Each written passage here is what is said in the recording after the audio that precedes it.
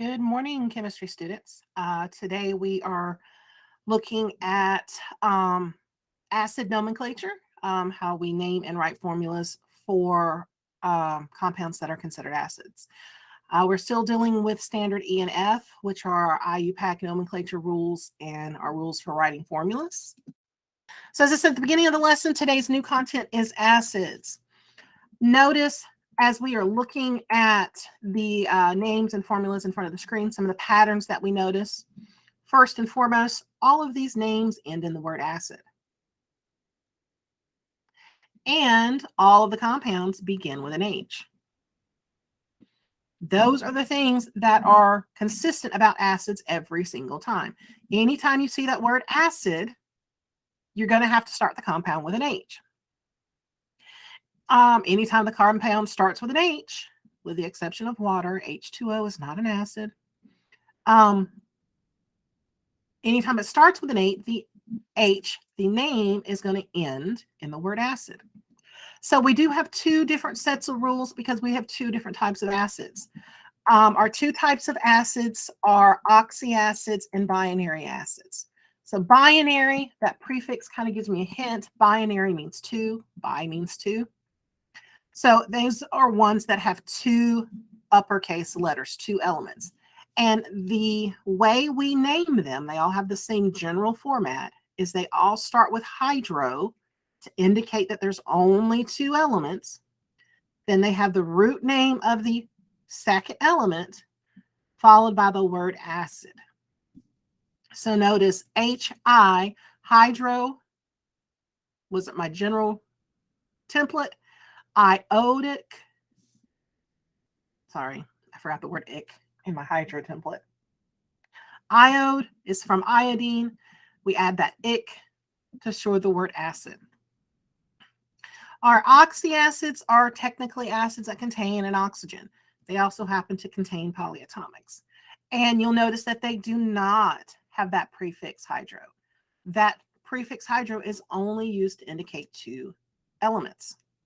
So with our acids that contain polyatomics, the polyatomic guides the name of the acid. But it still ends in the word acid to indicate that that compound had to start with an H. So binary acids all have the same general layout. They all start with hydro, root name of the element, and then ic, acid. So a couple of examples, HBr. I would write hydro, keep the first part of the bromine name, so hydrobro, and then add the ic, hydrobromic acid. HCl, keep the hydro,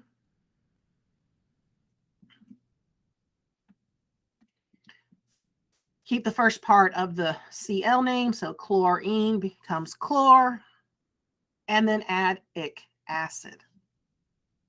All of our binary acids must begin with that prefix hydro. H2S, doesn't matter that we got two H's there. There's two H's because we have to balance out the charge of the sulfur.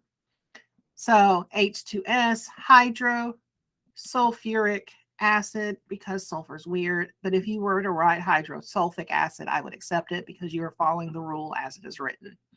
Sulfur is just one of those weird ones that keeps extra syllabuses. Our oxyacids, as I briefly mentioned, they deal with the names of the polyatomics. So you figure out what the polyatomic is in the acid, and then you just change the ending of the name of the polyatomic.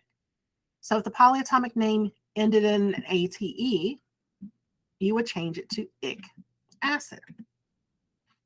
If the polyatomic name ended in an ITE, you would change it to OUS, acid. So H2SO4, well, my polyatomic is SO4. I look on my cheat sheet and I see that SO4's name is sulfate. Since it ended in an ATE, this thing would become sulfic acid. Again, sulfur does some weird stuff. Technically, chemists call it sulfuric acid. It's one of the unusual ones. But if you were to write sulfic acid, I would give it to you. SO3, sulfite. So again, that ite goes away. We replace it with an OUS. So sulfurous acid or sulfus acid. So Miss Rain's stupid way to kind of keep them straight. I have a lovely little saying. If you ate something bad, you're going to say ick. And when you're a senior, you're trying not to get senioritis. So senioritis is where you don't do your work. It helps relate that ite to the us. And because I'm very Southern, the whole ate it kind of makes sense because I ate something bad. I'm going to say ick. I'm going to spit it out. It's going to be icky. So stupid way to kind of keep them straight. If you happen to like putting things in alphabetical order, they happen to be in alphabetical order. But you've got to make certain that you remember that, one, this is only the time that polyatomics change their name at all. It only with acids, so only if the compound starts with an H. Two, there's no hydro. There is no hydro in their name. That word acid is indicating that it starts with an H.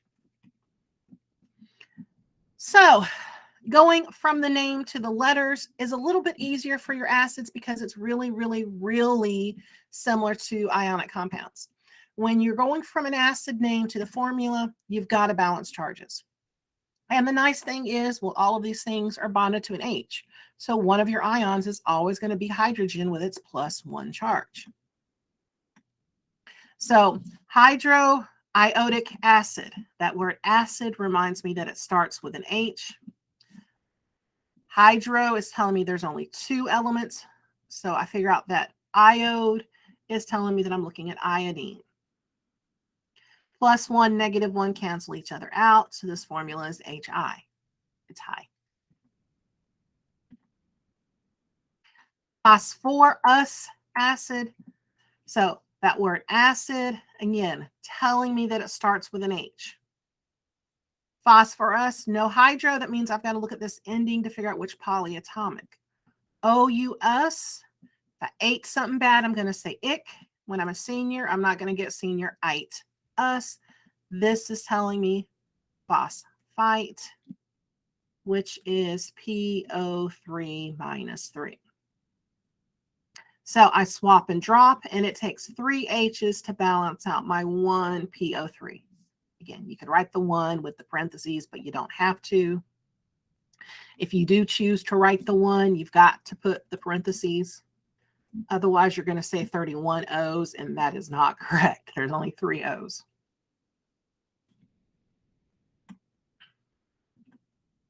All right.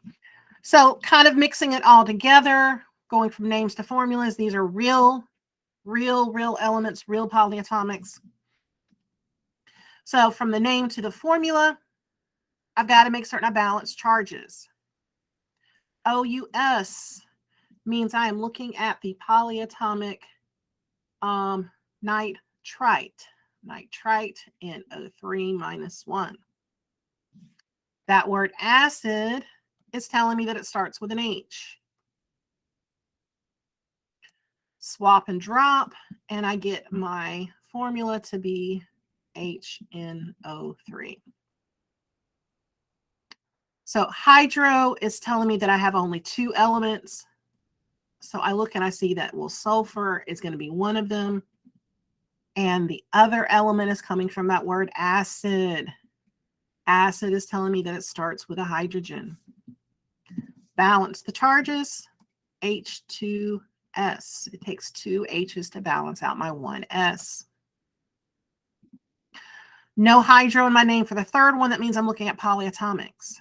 So that ending chloric tells me I'm looking at chlorate, which is ClO3 - 1. Chlorate. And since we have the word acid, it starts with an H. HClO3. Oh, my nose. All righty. For these 3, I'm giving you the letters. That means I want the name. Well, for number 4, there's only 2 uppercase letters. That means my name has the same basic template. Hydro, something, ic, acid. So that something comes from the bromine, from the Br. So we keep the bro and we replace the ene with ic. Hydrobromic acid is that thing's name. 5 and 6 both have 3 uppercase letters. That means I have to look at my polyatomic thing. Remember, this is on page 2. I don't necessarily expect you to memorize it. So I know my polyatomic, C2O4. I look at my cheat sheet. Oops, arrow, there we go. C2O4 is oxalate. I ate something bad. I'm going to say X. So oxalate becomes oxalic. And then we add the word acid. Technically, this thing is pronounced oxalic acid, but neither here nor there. Last but not least, H3PO3. H3PO3. PO3 is phosphite. My phosphite becomes phos. O-U-S. That I-T-E we replace with an O-U-S, so phosphorus or phosphorus acid. I've seen it spelled both ways. Most chemists say phosphorus acid, but whatever. That is it for our real examples. Same idea with the fictional. Same idea with the fictional, ladies and gentlemen. No different. We still have to balance the charges to get the right formula. We still have to pay attention to the number of elements to get the right names. Pause the video, give this a try, see how you do it with the fictional elements. So sloth us is telling me slothite, which is STO2 minus 2. Acid is telling me that it's an H. So the formula is H2STO2. Hydrocalculic acid. Hydro is telling me only 2 elements. So I know that one of them is going to be calculon. The other one is coming from the word acid. It's telling me that it's a hydrogen or hydrominium. HCC. Calculic, again, no hydro. That means we're looking at the polyatomic. Calculic. Ic used to be an 8. So CCO3 minus 1. That acid is telling me that I have a hydrominium, an H. Balance the charges, HCCO3. So getting the name, a little bit easier, 2 capital letters. Hydro something ic acid. So hydro S on my fictional table is solarium. So I keep the first part SOLAR, hydrosolaric acid. The other 2 have 3 capital letters. That means I've got to look at those polyatomics. NO3. NO3 is nucleite. Ite becomes an us.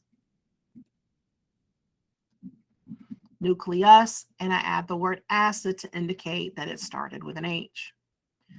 SO4. SO4 on my fictional table. Solar 8. 8 ic. My 8, solar 8, becomes solaric acid. And that is the same rules, just with the fictional elements. That is all for today. As always, remember, I'm in the breakout room. I'm in the big meet. Ask questions.